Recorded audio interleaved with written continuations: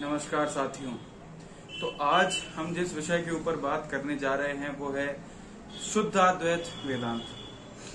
शुद्धाद्वैत वेदांत या फिर इसको आप इंग्लिश में प्योर नॉन डुअलिज्म भी कह सकते हैं। शुद्धाद्वैत वेदांत भी एक वैष्णव पद्धति की विचारधारा है। जैसा कि हमने पहले कई सारी विचारधाराएं वेदांत की उन पर हमने चर्चा करी है, द्वैत, विशिष्टाद्वैत, द्वैताद्वैत। तो आज हम शुद्धाद्वैत के बारे में बात करेंगे।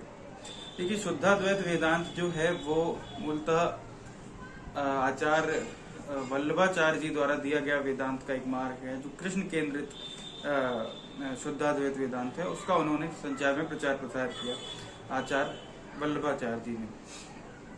शुद्धाद्वैत वेदांत भी, क्योंकि ये वैष्णव पद्धति का वेदांत है, तो ये भी एक डुअलिस्टिक नेचर का है, द्वैतवाद इसमें भी है।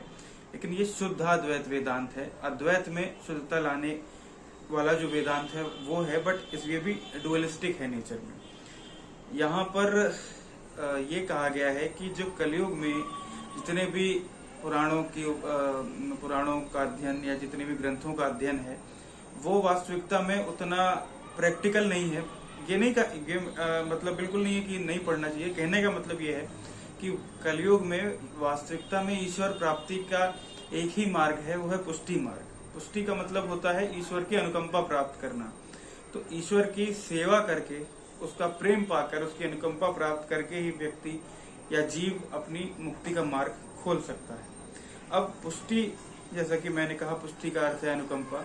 पुष्टि प्राप्त करने के मूलतः तीन मार्ग कहें या उसके तीन तरीके हैं। वो है राग, भोग और श्रृंगार। राग यानी कि ईश्वर को अच्छी रागें, अच्छा संगीत, शुद्ध संगीत का ईश्वर की महिमा मंडन करना, वो एक मार्ग है। भोग एक मार्ग है जिसमें ईश्वर को अच्छे से अच्छा भोजन, अच्छे से अच्छा शुद्ध पकवान, उनका भोग लगाना, उनको भोग अर्पित करना और उनके सभी भक्तों में बांटना, एक वो मार्ग है।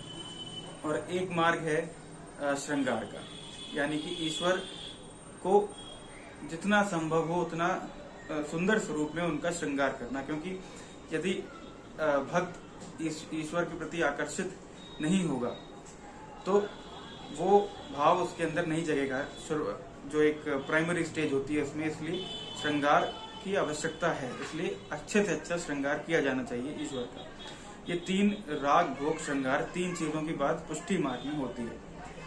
अब यहाँ पर बात करते हैं थोड़ी सी फिलॉसफी की। इस वेदांत की फिलॉसफी क्या है, इसका तत्व क्या है। देखिए, यहाँ पर भी जैसा कि मैंने कहा, दो चीजों की बात होती है। तो ब्रह्म और जीव, दो अलग अलग सत्ता तो यहाँ पर भी है।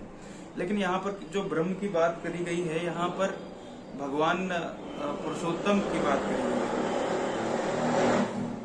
यानी कि यहाँ पर जो भगवान पुरुषोत्तम की बात करी गई है वो जो गोलोक की बात होती है। तो गोलोक में मुरली बजाते हुए, गायों को चराते हुए जो एक भगवान कृष्ण का स्वरूप है, वो मुख्य रूप से यहाँ पर आराधना का केंद्र है। और उस स्वरूप को वैकुंठ से भी ऊपर स्थान दिया गया है, गोलोक से भी ऊपर, वैकुंठ से ऊपर स्थान दिया गया है गोलोक को यहाँ पर। और केवल कृष्ण का जो वो स्वरूप है, वो जो पुरुषोत्तम भगवान का जो स्वरूप है, वही एक सच्चित आनंद, सच्चिदानंद स्वरूप वही है। बाकी जो जीव है वो भी, उसमें भी फिर जो जीव हैं वो भी दो तरह के हैं, जड़ और जीव। जो जड़ है वो केवल सत है, क्योंकि उसकी एग्जिस्टेंस है। जो जीव है वो सत और चित है, क्योंकि उसमें एग्जिस्टेंस भी है और कॉन्शियसनेस भी है। बट जो ईश्वर है, जो ब्रह्म है, वही सत, चित और आनंद तीनों है उसमें। एग्जिस्टेंस, कॉन्शियसनेस और ब्लिस, तीनों चीजें केवल ब्रह्म में हैं, इसलिए वो सच्चित आनंद स्वरूप है। और इसीलिए वो जीव और जड़ से, दोनों से भिन्न है। तो ये एक यहाँ पर भेद है।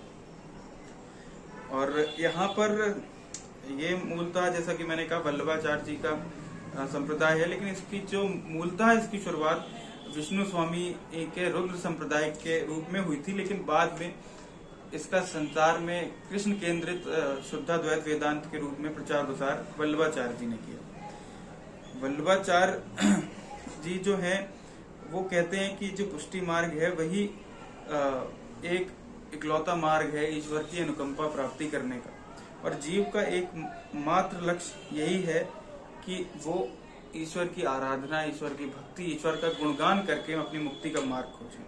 और जगत निर्माण का ईश्वर का कोई प्रयोजन नहीं है। ये भी एक वेदांत का ये मार्ग, ये विचारधारा कहती है। साथ ही जो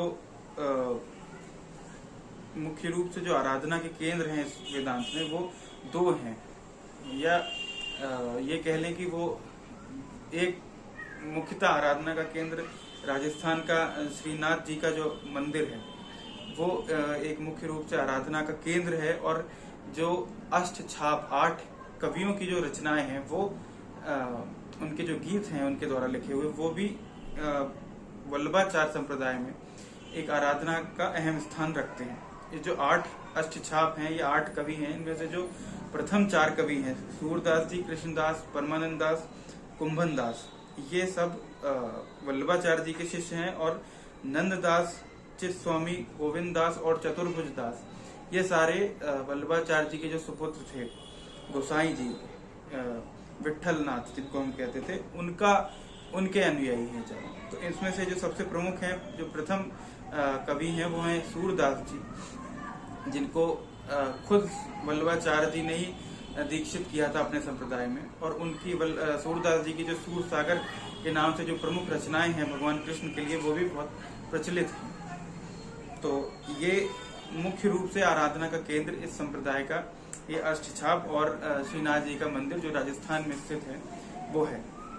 तो ये एक वीडियो था शुद्धाद्वैत वेदांत के ऊपर, या प्योर नॉन डुअलिज्म के ऊपर, जो वल्लभाचार्य जी द्वारा दिया हुआ एक वेदांत का मार्ग है। और आगे अब हम इस जितने भी वेदांत के मुख्यतः मार्ग हैं उन पर हम बात कर चुके हैं। अब हम अगले अद्वैतवाद के ऊपर जो हमारा और विस्तृत हमें चर्चा करनी है, हम अद्वैतवाद के ऊपर भी करेंगे और भी आध्यात्मिक विषयों के ऊपर हम इस चैनल पर चर्चा करते रहेंगे। अगर आपको ये वीडियो पसंद आया हो तो इस वीडियो को लाइक करें, शेयर करें, चैनल को सब्सक्राइब करें, और अगर आपको कोई भी फीडबैक, कोई भी क्वेरी है तो उसको कमेंट में जरूर बताएं। तब तक के लिए नमस्कार।